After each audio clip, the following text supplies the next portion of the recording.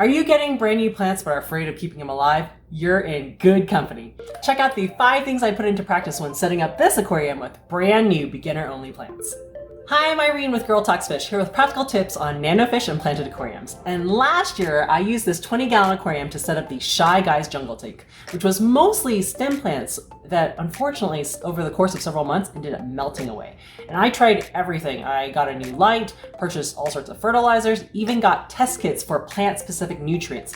Nothing worked. So this year, I'm starting all over again with beginner-friendly plants only, no CO2 as usual, and I'm gonna do things right. Now, the first few tips I have for you on the list are pretty basic, but will slowly ramp up in complexity the further down I go. So keep watching till the very end. So tip number 1 comes from Tanya Van Stone, who says, I got duped by PetSmart into buying plants that aren't truly aquatic, but I don't count those toward my death toll. True. Yes, chain pet stores will often sell semi-aquatic plants that are meant for terrariums, but they're not going to do so well if you submerge them completely underwater in your aquarium. So as a beginner, while I was standing there in the pet store, I'd often Google the care requirements to make sure they were going to do okay in my tank at home. H2O Plants has a complete list of all the plants you should avoid over here, so check out the description for more details. Now, we often tell beginners when buying fish, you don't want to buy like one of each species, like one glowfish here, one tiger barb there, like that's not a good idea.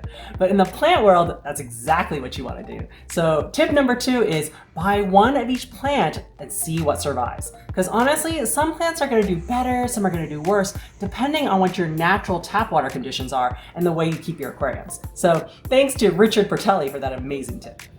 So how this idea came about is I was going to write a blog post or aquarium co-op based on their top 10 beginner plants video over here. And I was like, you know what? I should try that list too. So what we have in this tank are 4 different kinds of cryptocorns. We've got Cryptospiralis, Lutea, Wintii, and then Tropica, which is just a form of Wintii. And then an Amazon sword at the base of the heater, a Aponogeton crispus next to the sponge filter, 2 kinds of Java fern, regular and Windelov lace, and then 2 stem plants, the Bacopa and then the Mayaka, which was technically not on the list, but it looked really cute and I wanted to try it.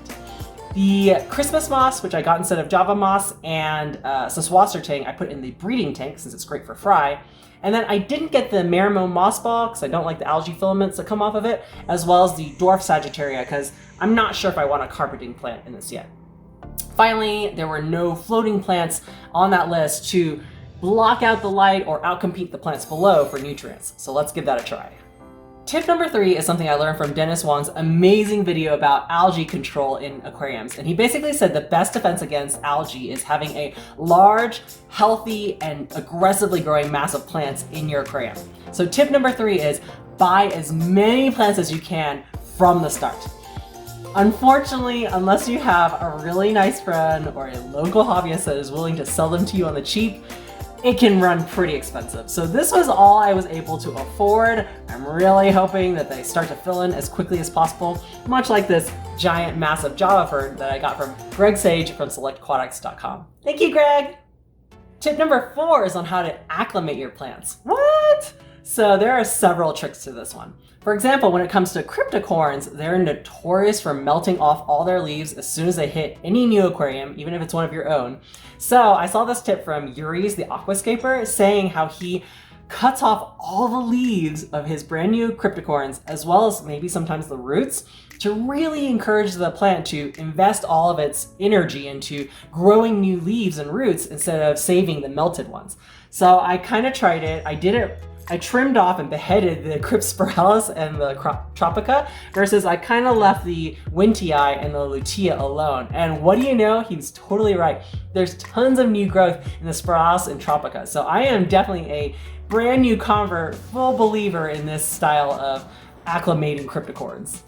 My next acclimation tip comes from Jack Landis, who basically said if you have stem plants with no roots, don't plant them in the substrate yet, because a lot of times the stems will end up rotting away and breaking off.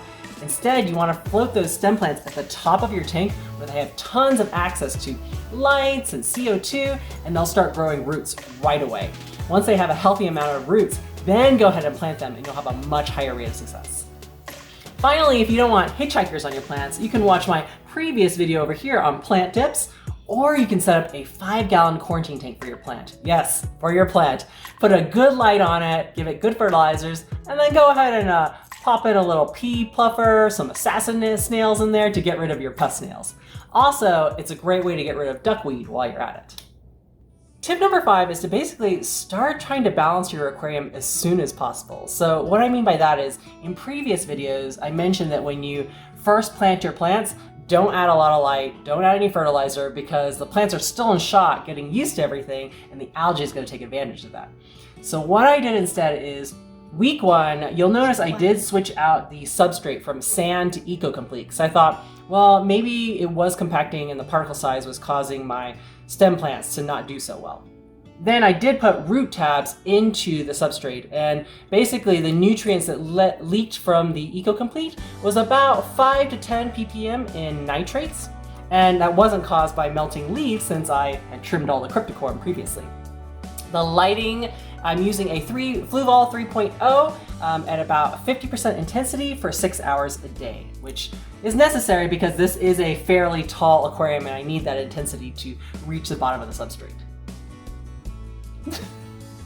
At the beginning of week 2, I went ahead and added a half squirt of Easy Green, which is an all-in-one liquid fertilizer from Aquarium Co-op, where I work, not sponsored.